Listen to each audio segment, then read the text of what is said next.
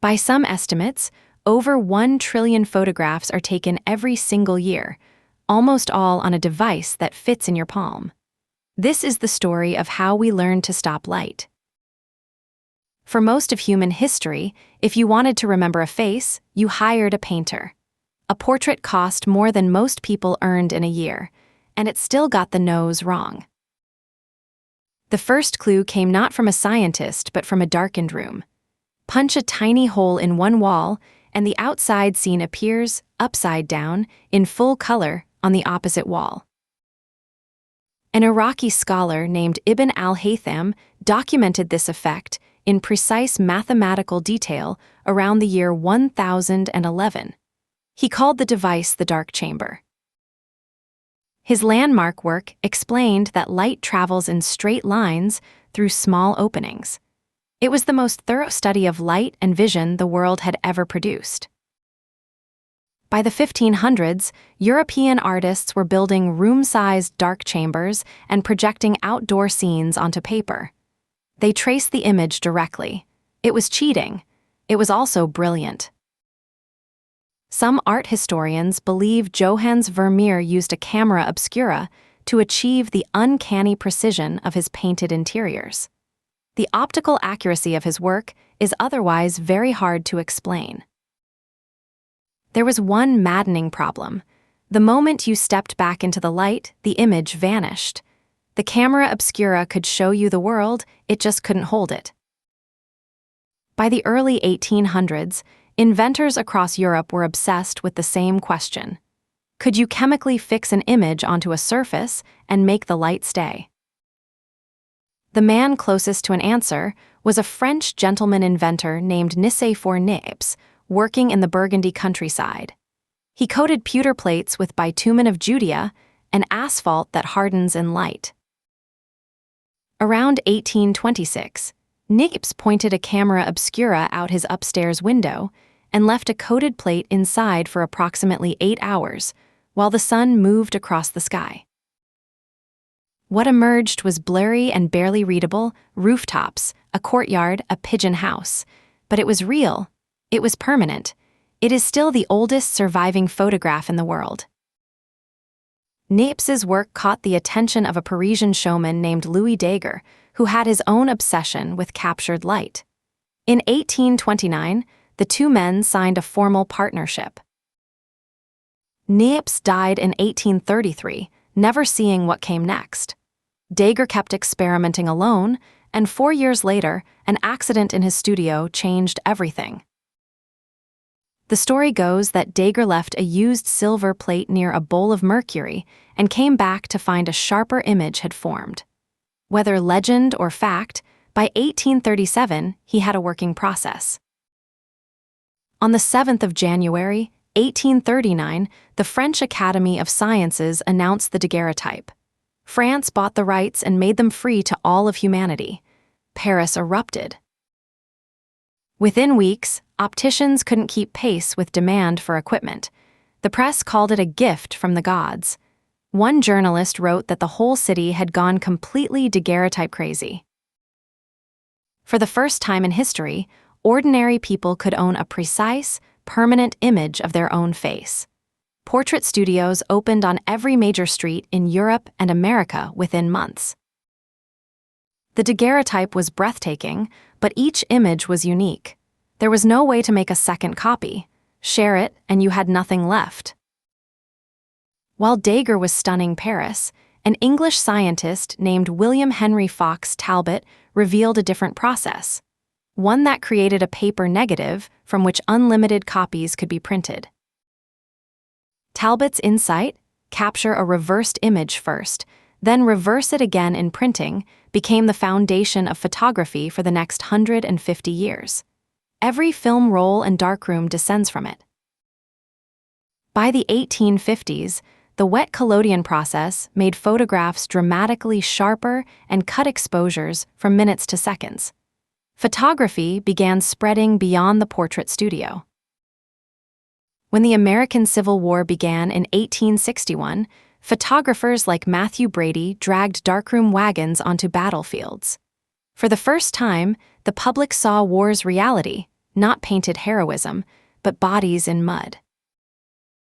The catch: collodion plates had to be coated, exposed, and developed before they dried. A window of roughly 10 minutes. Field photographers were chemists, porters, and artists all at once. A young bank clerk from Rochester, New York named George Eastman was certain there had to be a better way. In 1879, he patented a dry gelatin plate that stayed fresh for months.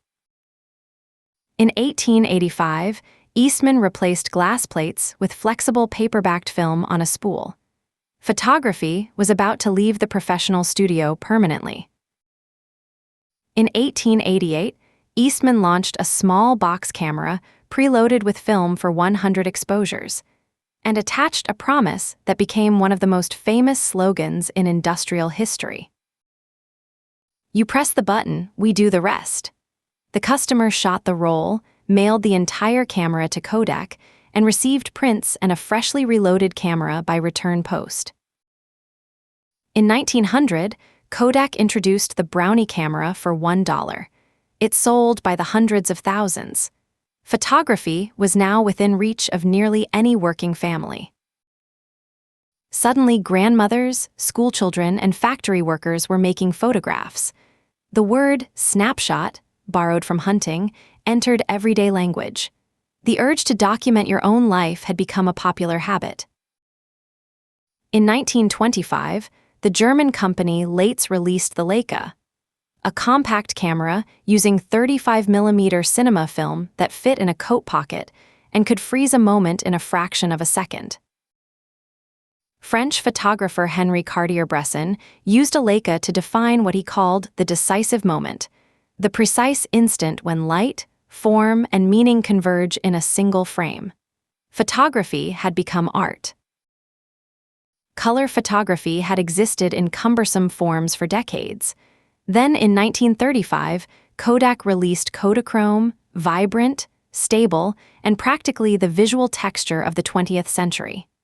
Paul Simon later wrote a song about it. In 1948, inventor Edwin Land introduced the Polaroid camera. Pull a paper tab, wait 60 seconds, and a finished print slid out. Audiences at the first demonstrations reportedly gasped. The Polaroid gave people something entirely new, a photograph of themselves in their own hands in the same room where it was made. No darkroom, no waiting, just the image immediately. By the 1980s, more than half of American households owned at least one camera. The global film industry was worth tens of billions of dollars. Nobody imagined what was coming. In 1975, a 24-year-old Kodak engineer named Steven Sasson built a device the size of a toaster that captured images electronically and stored them on a cassette tape. Each shot took 23 seconds. Sasson's managers were impressed but alarmed. Film was Kodak's entire business. The project was quietly shelved. It stands as one of the most consequential acts of corporate self-sabotage in history. By the 1990s, Sony, Canon, and Nikon were selling digital cameras to consumers. They were expensive and low resolution at first, but they improved fast and they never needed film.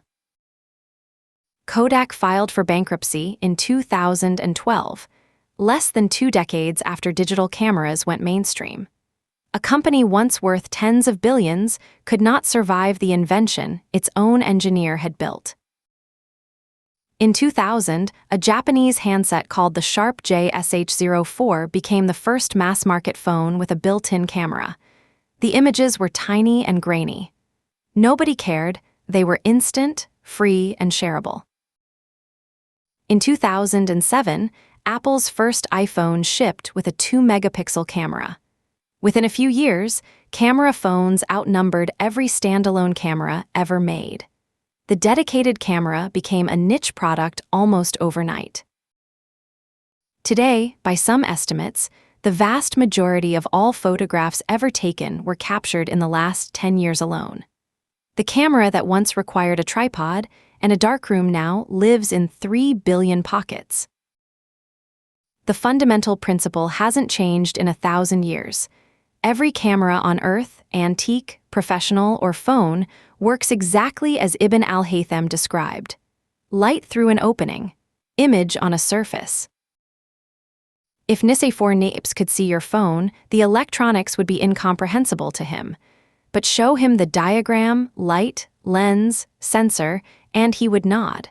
He spent his life solving exactly that problem. We take roughly 3 trillion photographs every 2 years. Most are glimpsed once and forgotten. And yet, every single one shares the same impulse, the stubborn human desire to make a moment stay. This is Origins. Subscribe and come back tomorrow. There's a new origin every single morning.